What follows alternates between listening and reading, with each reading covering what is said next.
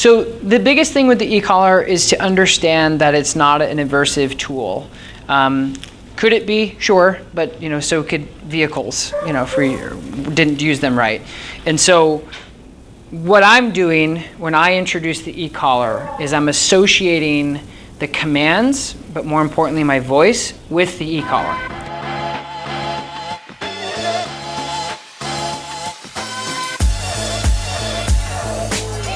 So it's kind of like a Pavlovian conditioning thing, which means there's a sound and then there could be an action after, or something happens immediately after the sound. So what I'm doing is when I say, Diesel do this, I'm tapping the remote at the same time. That level, like I was showing you guys last time, is something that you could put directly on your face and not feel it. Like I always tell people, I'll bet you $100 if you can feel this. And like I'll have them put it on and I'll be tapping and they're like, all right, go. I'm like, I am. And so like that's how I know it's genuine, that people really can't feel it. Dogs can feel it because they have more senses around the muscle, the neck and stuff, but it's not a correction like we think it is. And so the biggest misconception is what people used to do with them back in the day, which is interesting because just like everything else back in the day that we used to do in America is not what we do now. So like the problem is dogs don't have voices to say, no, it's cool, I get it, like I understand. So anyway, when I ask him to do something, I'm simply just tapping the remote. That's it. And so it's at a level 4. The e-collar has about 130 levels. Okay. But again, one of the things when we start with the e-collar is handlers will be reluctant to hit the remote. They're like, oh, I didn't even have to hit it, but I want you to hit it. Right. Because it's not correcting the dog. It's not like where the prong collar or the slip collar, a gentle leader, anything like that is negative pressure. So it's kind of a correction. Uh-huh. With the e-collar, it's not a correction. It's a communication. Does that make sense? Yeah. Okay.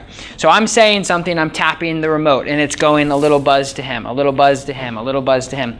So it's not a vibrate, it's not a shock, it's a stimulation. If you've ever been to the chiropractor, it's that little sensation. It's a sensation, that's all it is, right? So basically, again, going back to the Pavlovian thing, is if I had a sensation like on a remote to you, and I said, hey, every time you feel the sensation, turn around and I'm going to throw you a football, right? And I said, but if you don't turn around, the football's going to hit you.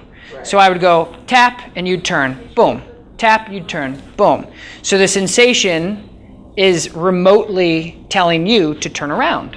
Does that make sense? Yeah. And so here's the whole process, is when I do that, I say tap, you turn, boom. Tap, you turn, boom. Now, if I didn't tap it and threw it at you, it would hit you in the back of the head. You'd be like, what the heck? You didn't tell me what you wanted me to do. You didn't do the thing, right? And so then what happens is if I use that same controller to you that I'm using here, and I have you go half a mile away, you're not going to be able to hear me, but you're going to feel it and you're going to turn and wait for the ball, right? Same thing. So if you're here, tap, boom, and you're like, okay, when I feel this sensation, you're going to do that to me, right? And so that's the same thing with the e-collar, is as soon as the dog gets away, I say, Diesel, come, tap. And he goes, oh, you're talking to me. And he comes to me. So it's the same transition. I think, honestly, the reluctancy that we have is just because people use them wrong. That's it. You can use anything wrong. I always tell people that. Right. So anyway, the tool is a communicative tool. And still, even with all the education that I tell people, there's still people that are like, it's cruel, it's this, it's that. It's like, sure, but I tell people too, like this has 130 levels. Right. Our vehicles also say 120 on our dash, but we don't go 120 everywhere. Right? Yeah. We don't use those things because we don't have to. Right. We stay 20, 30, right? That's all we need. We don't need to use those things. So that's what it is. Yeah. Cool. So again, when I tap him, because of the size of the dog, I'm just going to tap it. Diesel. Yes, good boy. And as soon as he looks at me, I shut the remote off. So I'm basically getting his attention with the remote. Go back to the football, right? Right. Pop, pop, pop. He's like, hey, is that you? And then it shuts off, right? Diesel, come. Good boy. So I tap the remote. Diesel, sit. Good. Good job. He's a good boy. And so instead of giving him leash pressure, Right. Right? I'm using the e-collar. Sit. Good. Does that make sense? So it's a great question, and I was just having a conversation with the gentleman that came in before. Your prong collar for a dog this size is going to be your first line of defense, like when you're out and he goes, hey, because you're not going to have time to go, oh, got to get my, Right. Right? So you could, like when you're out walking, you can have your flat collar or your prong collar or your sub collar on, and that's no problem. And your e-collar, no big deal. Right. Yeah, It's physically impossible to like turn this all the way up and like have this like burn the dog or anything like that. It's a sensation. So the sensation just gets more intense as the levels go up. That's all it is. It's not this like electric thing. So it's not going to have anything to do with this prong metal either. So like what I would do is I would have him out heel, and I would be using the e-collar. So when I do e-collar sessions, I try to move away from this. Okay, this is landline dial-up, right? This is Wi-Fi, okay? And so I'm slowly trying to move away from this. When we ask a dog to sit with pressure with the prong collar, we simply say sit. If they don't, we give them a correction and pop them up. Now with this, I'm going to simply just say, Diesel, sit. I'm going to hit the prong collar, or I'm sorry, the e-collar. Diesel, sit. And then I turn it off. Yay, good boy. Heel. Because he's a Great Dane, he's going to lay down every time I ask him to do something. So that's okay. Diesel, sit. Good boy. Good boy. So I use the e-collar instead of this. Heel. Does that make sense so far? Yes. That's all I'm doing. So, and again, I could bet you $100, the level that he's at, I could give to you guys. And it's not that, oh yeah, kind of hurts or, no. You wouldn't even feel it. And so again, it's same thing as the football thing I was telling you about. My communication is now with this instead of this. But the biggest difference is this goes a half a mile, this goes 4 feet, right? So when he's way off in the field and you say his name, you hope he comes if he doesn't have the e-collar on, but if he doesn't, there's nothing you can do about it. And so for me, when people say I would never use an e-collar, I'm like, well, then you're missing out. Because it's way safer to have a piece of equipment on a dog that's wireless than if you drop the leash and he runs away and then all of a sudden you see a, skunk, porcupine, other dog, squirrel, car. Exactly. That's the idea, is just being able to literally communicate to him wirelessly. Yeah, no, well, we want to, yeah, because for his safety too. Of course. And like, that's the thing is like you can unhook the leash and away he goes. And then you're like, okay, Diesel, come, and you tap and he's right back. And then but the defined thing there is if he doesn't, because that's the thing is like, you can say, well, why don't you just do that with food? Because what if the key component here is what if he doesn't listen?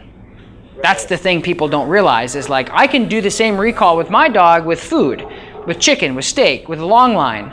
I'm like, let him go, and then tell me what you're going to do if he decides, I don't want the chicken, I want the squirrel that's running across the road. Then you're in trouble. And it's your responsibility that if you want your dog to be wild and free and off leash, great, they should be. But it's also your responsibility to make sure that if they don't comply off leash for their safety, that you can tell them to get their butt back. It's that simple. So, okay, come. Good. Yes, you are. So I'm going to do it with the place, okay? So it's something I really like doing with the e-collar because it's very clear. So think about it like the ground is lava type thing, where I basically turn the e-collar on, and he's like, huh, what's that? Place. And he's like, oh, I know place. And it shuts off. And he's like, wait a minute, are they? And you're like, yeah, they're together. So then he gets off, and I say, okay, Diesel, place. Remote turns on. And he's like, hey, there's that thing again. And I'm like, place. And he's like, okay. And it shuts off. And eventually what he's going to do is he's going to be like, wait, you are controlling that, and then I'm also controlling it by complying. Does that make sense? Yes. That's why I like doing the place command with the e-collar, because it makes it really clear. Okay? So Diesel, place, tap, shuts off. Yay, good boy. Diesel, sit, shuts off. Good. That's his go-to position. Right, he's You like the down, buddy. So there's two different functions on most e-collars. There's a momentary and a continuous. The momentary is just you tap, tap, tap, tap, tap, tap. Think about it like almost like a semi-automatic versus an automatic. Tap, tap, tap versus pop, pop, pop, pop, pop, pop, pop, right? Like a paintball or something. Right. However you want to look at it. Right. But the point is when you tell him to do something, the momentary, like I can go, Diesel, place. And then when he goes there, I can, Diesel, sit. Good. Break. Or the continuous would be the semi-auto, would be the automatic. You just hold it and it goes until he gets there. So if I hold the continuous, it's going to go to him until he gets there.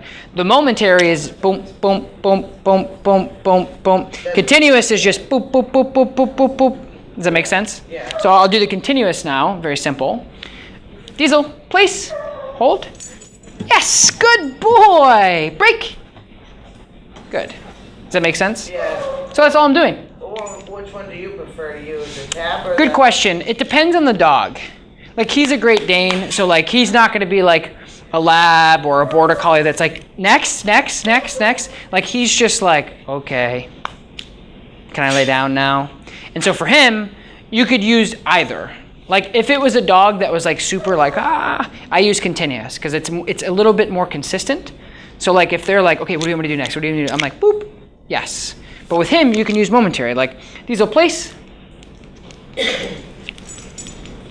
Yes, good boy. Break.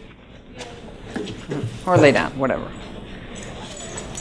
It's your decision, buddy. Does that make sense? Yeah. So that's all I'm doing. So Right, yeah. no harm, no foul. And so the objective here, guys, is at the end of the day, when he understands that that stimulation is coming from me, so like that's why I just did that exercise, is I told him to get onto his bed or get onto his place, and I said tap, tap, tap, tap. It's just like if I were to tell you guys, like I'll do it in a minute, but basically as soon as he understands that I'm controlling that stimulation, we're good. So this is the vibrate. So he's not feeling the vibrate, he's feeling the stimulation. This vibrate, like your phone, is probably 10 times as intense as the stimulation I'm using with him right now. Super intense, like that. And it's just a vibrate. So I want to just show you the timing, okay? So the momentary would be like this, okay? Diesel, place. Good. Shuts off, okay? Yeah. Continuous, which would be the bottom button. There's only momentary and continuous. Continuous would be the bottom button. It would be Diesel, place. Good. I know. Do you understand though? Yes. That's it, okay? So you have basically like a manual and then you have a constant. And the timing is important too. So making sure that like when you say place and you go, and he gets there, he's like, wait a minute, it didn't shut off, what do I do? Right, so you gotta make sure that when you tell him the command, like sit, good, place, good, right? And so the pressure of the e-collar shuts off immediately when they comply into the position, but then also the pressure from my voice gets better. So I give him a positive for complying. So I say, place, good, and I may even give him food as well. Just like anything, like you would never go out and buy, like if you never like worked a chainsaw, you'd never go out and buy one and just like try to figure it out because you get hurt and you wouldn't probably get anywhere, right? But like same thing with e-collars. People, you can go buy one in PetSmart for $30 and like, they're like, oh, I don't see anything happening. And they turn it up and then the dog squeals and they're like, oh, I'm never using that again. It's like, so you know what I mean? So the goal is to be patient and understand that when you use the e-collar, it shouldn't be a negative. It should be a communication. That's all it is. Right. So that's what we're doing.